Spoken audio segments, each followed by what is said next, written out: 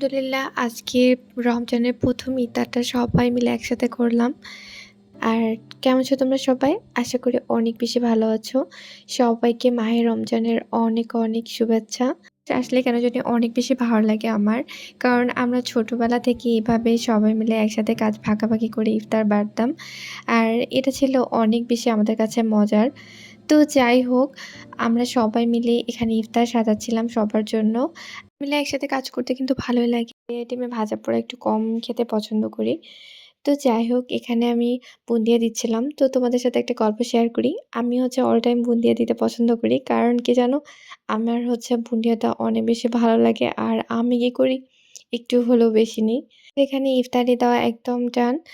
তো দেন আমি এখানে চলে আসি চটপটিটা রেডি করতে। এখানে আম্মু আগে থেকে সিদ্ধ করাই সুন্দর করে রেখে দিছে। জাস্ট খালি মসলা দিয়ে এটা আমি নাড়া দিব। তো এই তো আমাদের চটপটিটাও হয়ে গেছে। আর এটা খাওয়ার জন্য একদম রেডি। রুটির সাথে পাঁপড় বেশি করে আর সালাদ দিয়ে খেতে ভীষণ ভালো লাগে।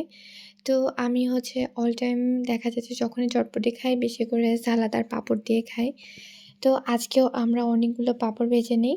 আর পাঁপড়গুলোকে সুন্দর করে গুঁড়ো করে নিই। সবাই মিলে আমরা অনেক বেশি মজা করে ইফতারটা আজকে শেষ করি।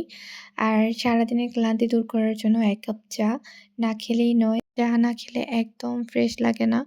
তো এই তো আজকের ইফতারটা আমাদের এভাবে শেষ হয়। আর আজকের ভিডিওটা এখানেই শেষ করব। তোমাদের আমার ভিডিওটা কেমন লেগেছে অবশ্যই কমেন্ট করে জানাবা। আর যদি ভালো লেগে থাকে তাহলে অবশ্যই একটা লাইক দিতে ভুলবা না। আর আমার পেজটা ফলো দিয়ে রাখবা। আল্লাহ হাফেজ সবাইকে।